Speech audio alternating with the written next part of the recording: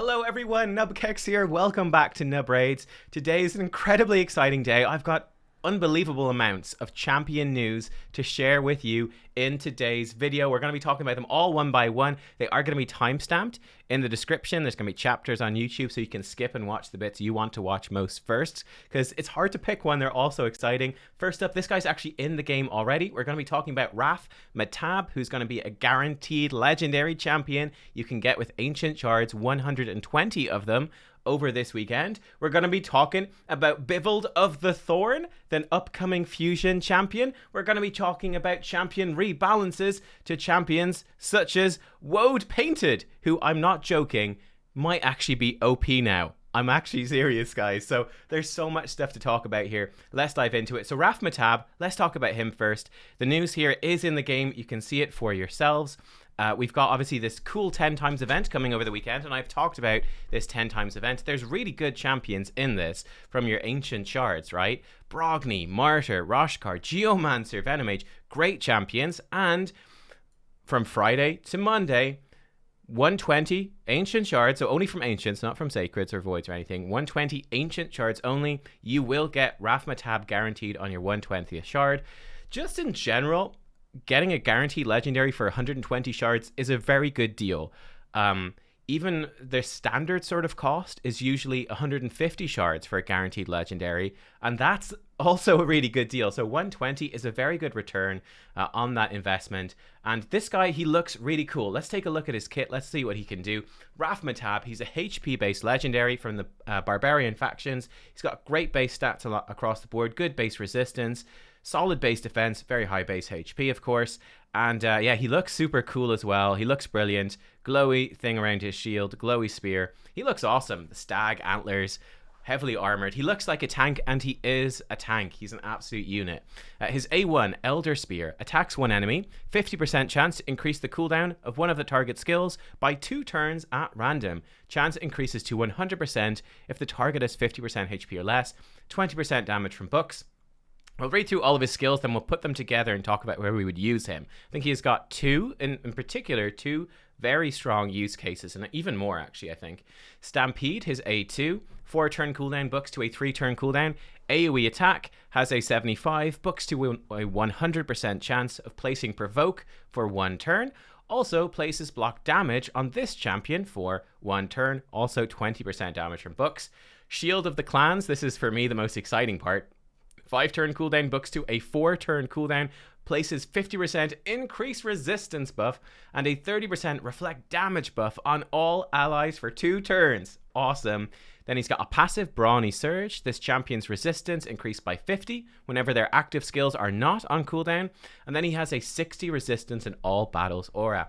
So we put all this stuff together, and I think it's a great kit. Number one, this aura is just fantastic. Usable everywhere. Great for Hydra, Doom Tower. It's maybe a little bit weak for Arena. There's some really good Arena auras. But still, this is just a generally very strong aura. The first place that immediately jumps out to me that this guy is going to be God tier if you're still progressing it is actually this rotation of Doom Tower. The Eternal Dragon rotation can be a fairly difficult boss the first time you're trying to take him down, especially on hard difficulty. Raf-Matab, though, he seems pretty much custom built to take down Eternal Dragon. Eternal Dragon tries to block your active skills. He's got ads on the side that decrease your defense. He can eat the ads, gives himself huge damage boosts, and you can just get overrun very easily, right? He gets this massive damage boost. You've decreased defense. You're locked out of your skills. He slams you. You can't heal yourself or protect yourself because you've got no skills, and you get wrecked.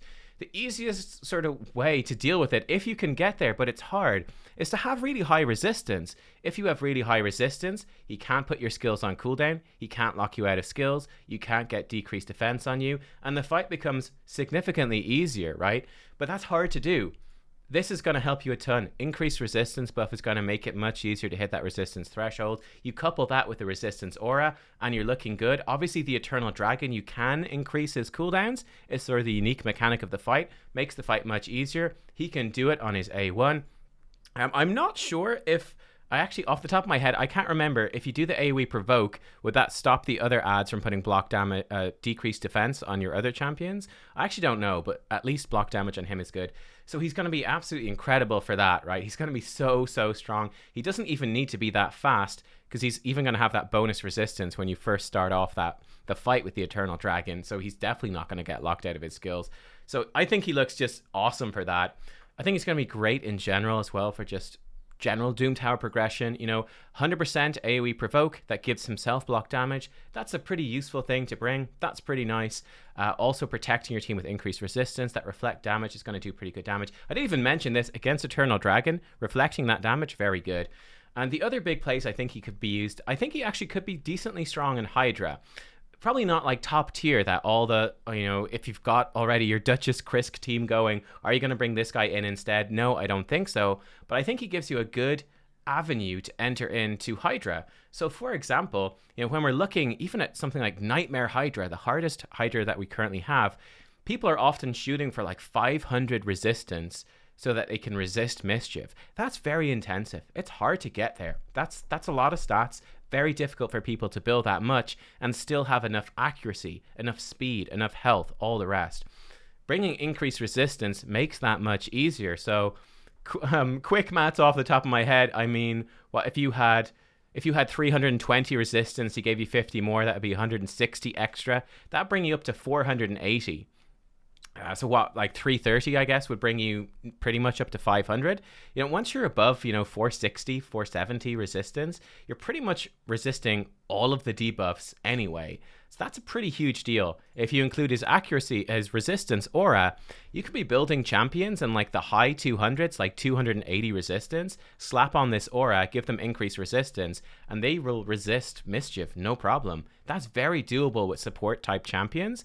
Even some damage dealers might stumble into sort of mid to high 200 accuracy. That sort of range of resistance. It's interesting. I think there's great potential here. Reflect damage is actually, I think, probably going to be really good for Hydra. It's something I've been meaning to test, but I don't have many good reflect damage champions ready to go. I'm going to get this guy, of course. I'm going to book him out in CVC, and I'm going to get you a guide as quickly as I can. And we're going to test out all that sort of stuff. So stay tuned. It's going to be pretty fantastic.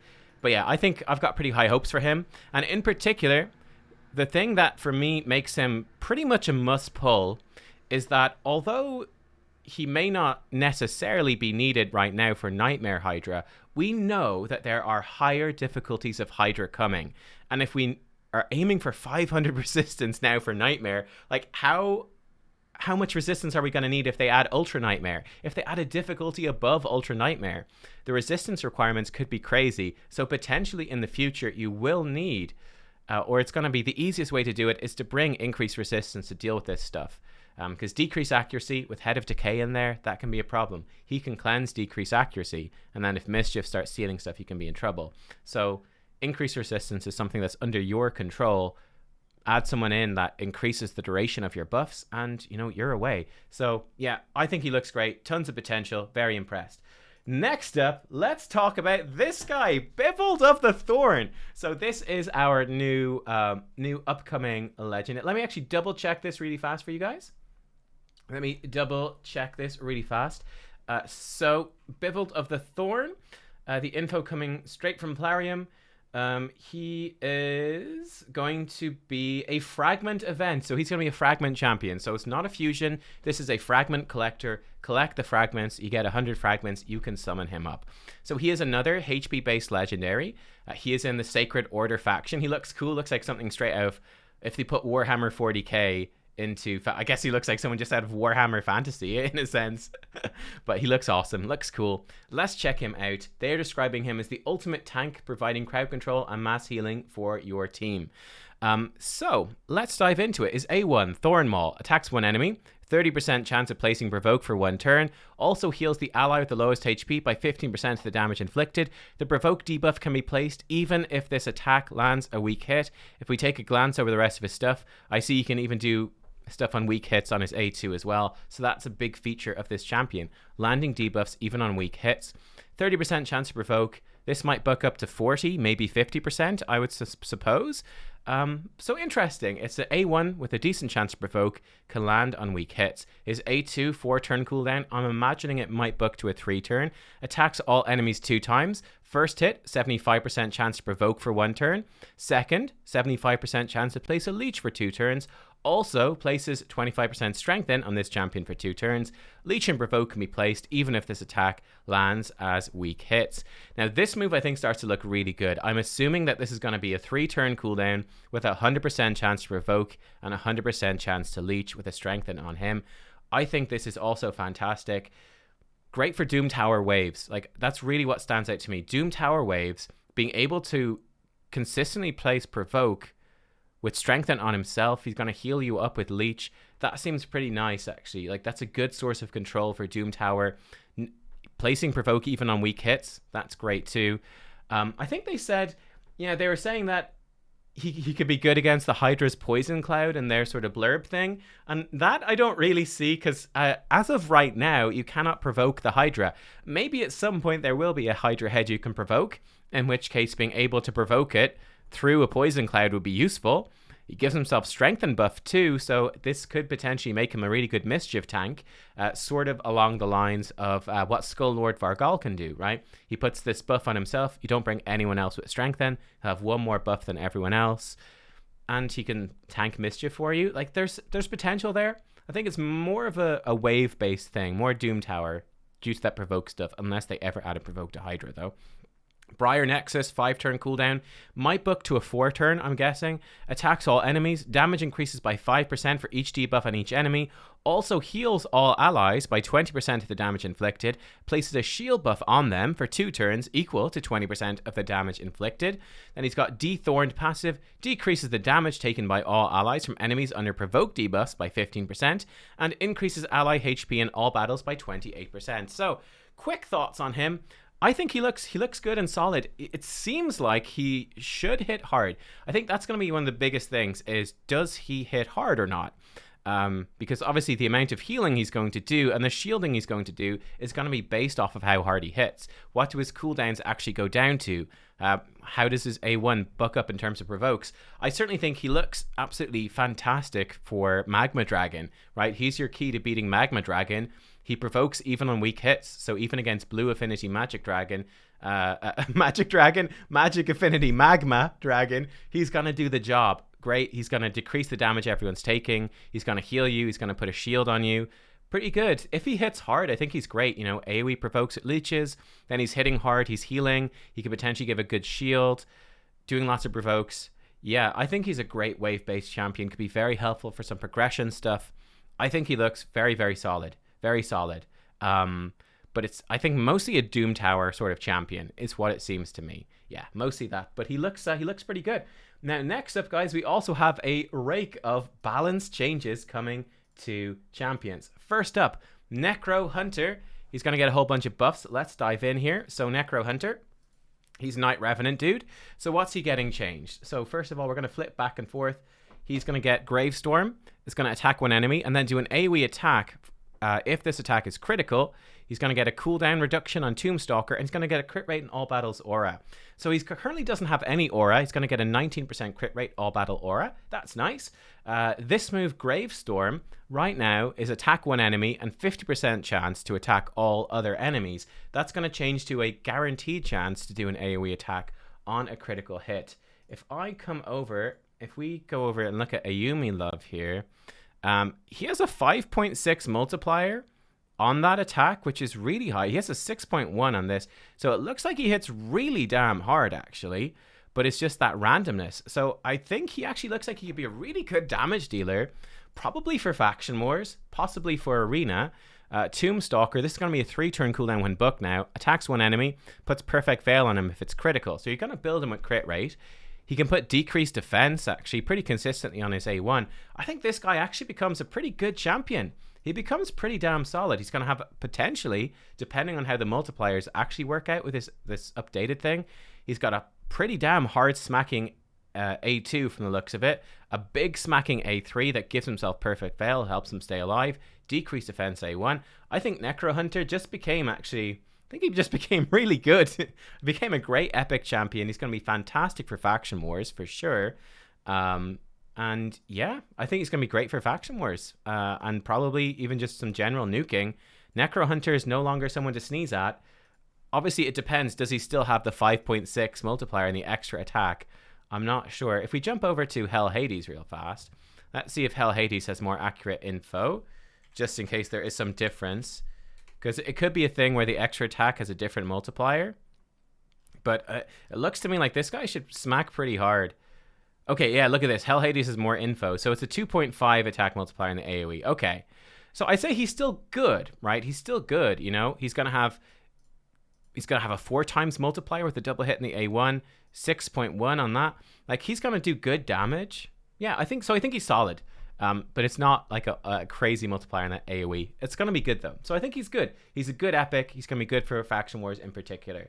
Next up, we have changes to Kallia. Kallia, she's getting damage increases, more chance. This one is actually pretty exciting to me as well. Let's take a look at this. We jump over here. Kallia, another champion that you've probably never really seen anyone use. What's she getting changed? So Superheated Hammer, her A1 right now has a, when booked up, 40% chance to place HP burn for 2 turns. That is getting improved up to, it's just getting more damage. So it's still going to be 40% chance to burn, but it's going to hit harder. Don't know how much harder. We will see. Curse of Nullity then, more damage and 75% chance to place heal reduction. So this is going to hit harder, and it's going to have, when booked up, a 100% chance to do AoE heal reduction. That's somewhat useful for some Doom Tower waves. So if you look at like Sifi Rotos waves, this actually is kind of nice, right? She's going to do decent damage against the Rotos. She can put heal reductions on the Sifis. Obviously, Sifi cleanses the Rotos every time he takes a turn, but this isn't terrible. Then her A3 is getting buffed as well. Right now, it's 3 hits at random, each hit having a 60% chance to place HP burn. That is getting buffed up to more damage and having each hit place HP burn debuff for 2 turns.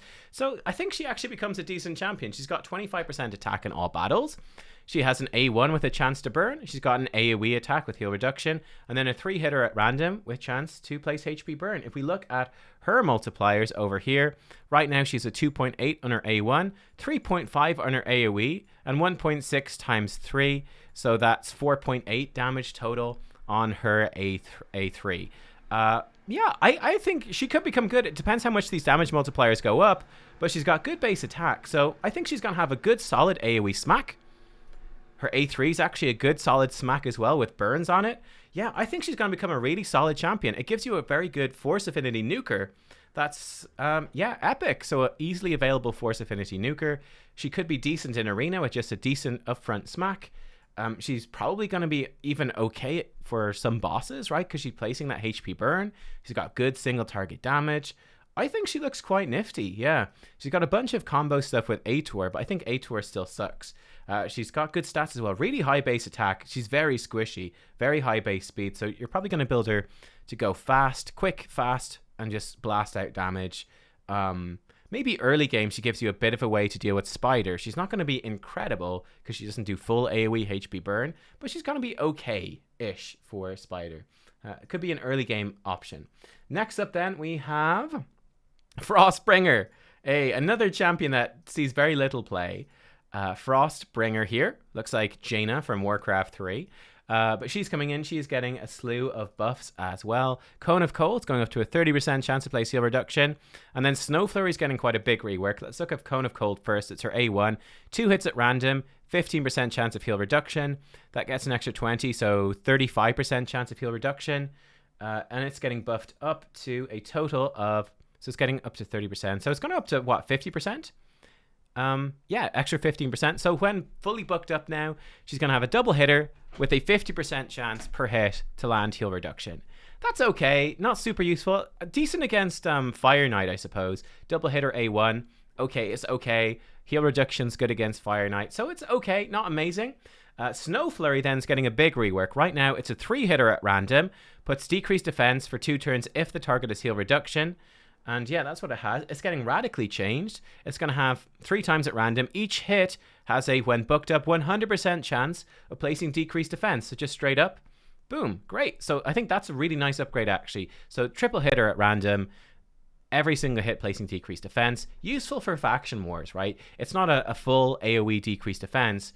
It's going to be random, but it will give you a much more consistent source of decreased defense now. Like before, she had to land heal reduction, so she had to randomly hit people with a low chance to place heal reduction, and if she randomly hit someone and got that lucky roll to place heal reduction, then she would have to randomly hit them, and then it would place decreased defense, so very unreliable. Now it's much more reliable, and her A3 is not being changed, but it gives you increased speed, increased attack on a 4-turn cooldown. That's good. So I think, honestly, she's actually become a really good faction war champion now. Yeah, I think she's a good, solid faction war champion. I think she's probably pretty decent for some Fire Knight early game as well. She's got multi-hitters. This is a good, like, increased speed, increased attack's a good buff. Some decreased defense for your team, heal reduction. I think she's actually decent for Fire Knight. Obviously, late game, not really good, but still. And then this is the big one, guys. I can't believe it, but Woad-Painted might be OP now. Seriously, she might be OP. Let's go through this one by one. So, base speed from 92 to 97. That's great. Cross up, her A1 is going to be HP damage alone now instead of attack and HP. The same thing is going to happen, by the way, to her A3, right? Let's look at those first. So, those first. Cross up, double hitter. Each hit, just a double hitter with a straight up 30% chance to put block active skills for 1 turn. It's going to be a HP based damaging move now. Her A3 likewise is going to go down 1 turn in cooldown, so it will have a 3-turn cooldown when booked, which will be a single target attack with a 100% chance to place block active skills for 2 turns. That is going to do damage based off of just HP. So we'll see what the actual multipliers end up being, but a decent single target HP based damage dealer, potentially with block active skills. Not that useful yet. This is where things get crazy though. Check out her new A2 ability. Removes all debuffs from this champion, 1 random debuff from all allies, then heals this champion by 100% of their max HP, and heals all allies equal to 50% of the surplus heal. Afterwards, places 30% reflect damage on all allies for 2 turns, then grants this champion an extra turn. Let me zoom in so you can see that better. This move is absolutely insane. This is insane. If we jump back to the game for a second, she is a HP-based champion, and her damage now scales off HP. She's going to have tons of max HP. You can build her to have tons and tons and tons of it. She could easily be hitting over 60,000 base HP, which means that I'm clicked into the wrong thing. Sorry, here we go. She's going to heal herself potentially for more than 60,000 and potentially be healing your team for half of that. This could be an easy 30,000 team heal, which is massive. It's so good. Removing all debuffs from her, that's nice. 1 random from allies, that's really nice too. Reflect damage on everyone as well. That is great. And this ability, what's the cooldown? It has 4-turn cooldown, but she gives herself an extra turn. So it's more like a 3-turn cooldown ability. Like, that is just fantastic. I think she looks like she could actually be genuinely OP. I think for potentially your Demon Lord clan boss, right? Possibly removing a stun, possibly removing debuffs from affinity clan bosses, and healing your team back up, giving them a massive heal. Reflect damage as well to reflect damage back on that Demon Lord. That looks really, really good. She's possibly going to be a solid support, a good healer for Hydra as well. This could even be really good. This could potentially be quite good, on even in some arena stuff like early mid-game arena. Just doing a little mini cleanse and then massive heal to your team at reflect damage. Put her in like a tanky go second team. Could be a great option. So I think this could be pretty strong. Like, this is an insane buff. Like, look how bad this move was before. It removes all debuffs from her, fully heals her, 30% reflect damage on her on a 4-turn cooldown. This is so pants. It's so terrible. Now it's all debuffs off of her, 1 debuff off your team, 100% of her max HP is a heal, half of the surplus heals your team, reflect damage on everyone, extra turn for her. My mind is blown. Like, yeah, she could potentially be good. And that 5 extra speed really does matter because 92 is really very slow. So her skin, unfortunately, still looks absolutely visually terrible. But I think she could be really good. So, yeah, guys, what do you think of this new patch? What do you think? That's all the stuff. We've got Raf-Matab as the guaranteed legendary, who I think looks excellent. Increased resistance, reflect damage for your team. Good against Eternal Dragon. Potentially very good for some Hydra stuff. Looks awesome. I think 120 Ancient Shards. This guy's a bit of a steal. We have our the new Fragment legendary coming out AoE Provoker potentially looks like he might do a good chunk of HP based damage, so very tanky and hopefully hitting pretty hard. He's going to be healing your team, shielding your team, doing AoE Provokes. Looks like an absolute fantastic champion for progressing in Doom Tower waves in particular. That looks like a really strong place for him. Good against that Magma Dragon as well, placing debuffs on weak hits. And then we've got all these balance changes. We've got Kallia, potential nuker with some HP burns. Woad-Painted, getting the buff of the century with her A2 becoming one of the best moves in the game, probably. Like, just absolutely insane. We've Necrohunter becoming a reasonable damage dealer now. Could be a good option. It's kind of tough to do damage. Like Night Revenant 21, you've got Valkyrie waves, and then you've got a damage race against the boss. This guy could be a good answer to that, giving you some hopefully solid enough damage now. He's certainly better than he was before. Not going to be endgame relevant, I don't think, but he looks like a decent mid-game sort of champion. Same thing with Frostbringer. She looks like a good sort of mid-game champion helping you in faction wars. Nice buffs all around. I think this stuff looks great. Let me know what your favorite part of this patch is. What are you most excited for? Thank you for watching, and I will see you guys next time. Bye-bye.